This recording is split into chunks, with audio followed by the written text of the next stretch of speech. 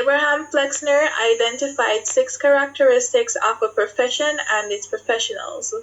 1. Professions involve essentially intellectual operations with large individual responsibility. 2. They derive their raw material from science and learning. 3. This material they work up to a practical and definite end. 4. They possess an educationally communicable technique. 5. They tend to self-organize. And 6. They are becoming increasingly altruistic in motivation. So we will now examine this criteria to see how it compares to nursing back in the Renaissance era. According to Flexner, there are 6 different criteria that make up a profession. However, in the Renaissance, the most dominant one was altruism. This was the 6th criteria of Flexner, and it says they are becoming increasingly altruistic in motivation. Now, to be altruistic in nature means to have a desire to help others and be responsive to public interest. Now, this was shown with the Daughters of the Charities and the Sisters of St. Joseph. Now, with Daughters of the Charity, they were described as saintly, laborious, discreet, and committed, and tough. The key criterion was that she would be drawn by a deep felt desire to help persons and dedicated her life to sick and poor. They worked in hospital where the stench was intolerable during famines, plagues, contagious disease such as smallpox, typhus, syphilis, and wars. Also, the Daughters of the Charity gave money, food, and cared for the poor without expecting anything in return. The Sisters of St. Joseph's, they took an annual vow to imitate Christ by helping society poor and the needy. They lived in small communities they served and devoted themselves to all the works of the Corporal Mercy, for which they performed specific tasks and to all the spiritual needs of the sick, the poor, and others. Like nurses during the Renaissance, nurses today have to take care of sanitary issues, tending to the sick, still keep up with the routine monitoring of patients, as nursing is a profession rather than a job or a route with other work. Nurses are expected to approach it in a committed way. Whether or not all nurses view their profession in this vocational way, it is debatable. However, what is true is that the positive and altruistic aspect of nursing do require a major commitment from individual nurses. Nurses are poorly compensated even today. However, it is the desire to help others that keep them grounded in their career. Take, for instance, the recent coronavirus pandemic. Nurses today have to get up every day and go to work without knowing if they would come home with the virus. Now, the second most dominant criteria was that they possess an educational communicable technique, their own language.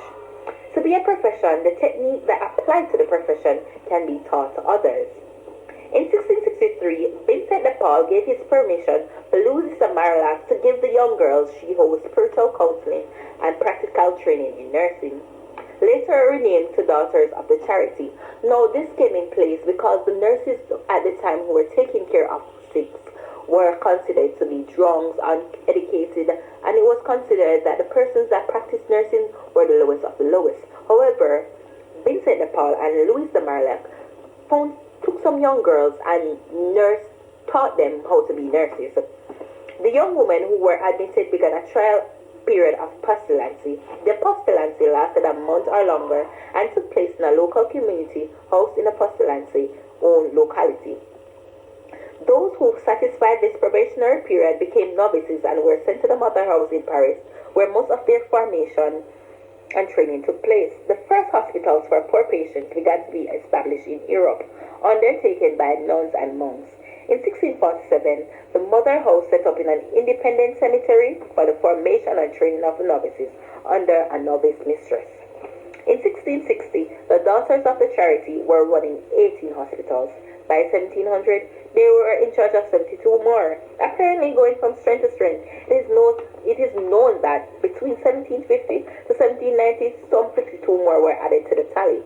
Now in the 21st century, registered nurses today receive training and education at 3 different levels: diploma, associate prepared nurse, and bachelor prepared nurse. This multilateral educational structure is one of the characteristics of the nursing profession. Without it, a nurse would be unable to do his job correctly. The third most dominant Flexner criteria observed during the Renaissance era is criteria number 3. This material they work up to a practical and definite end. This means that the application of the knowledge that was attained in a profession is applied practically rather than just theorizing, and there is a provision of practical services which are vital to humans and social welfare. During the Renaissance era, nurses were seen as practical because they worked tirelessly to help the poor who were often overlooked by physicians. Nurses also learned most of their skills from tending to their own family members. In 1633, Vincent de Paul gave his permission for Louise de Marillac to give the young girls she housed spiritual counseling and practical training in nursing.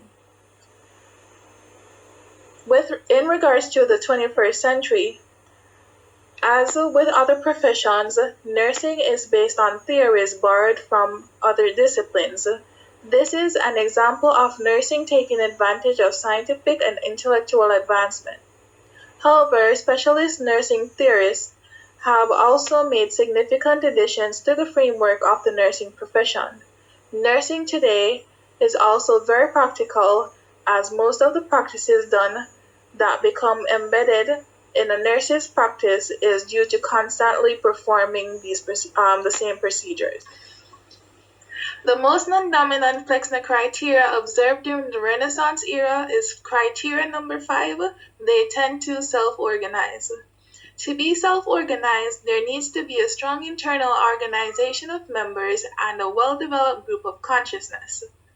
During the Renaissance era, there was a rise in new ideas and new discoveries, and this led to little care for the poor and the sick. St. Vincent de Paul and Louis de Marillac observed that the poor were neglected whilst the rich were taken care of by physicians. They realized that to be truly effective, charity work needed to be properly organized. This was mainly because of the involvement of ladies from the upper class in charity work was frowned upon by polite society. They lacked their husband's support and there was resistance to their charitable efforts, so they were turned away from the homes of the sick. Louise de Marillac opened her home to young women and young girls from the country who wished to devote their lives to the service of the poor. As a result, the duties of the Daughters of Charity were confined to organizing work carried out by these young women. They were the first organized group responsible for taking care of the poor's physical, spiritual, and financial needs. Daughters of Charity was founded and operated by St. Vincent de Paul and Louis de Marillac. Therefore, they were not self-organized or autonomous. They had more of a bureaucratic and less flexible leadership style.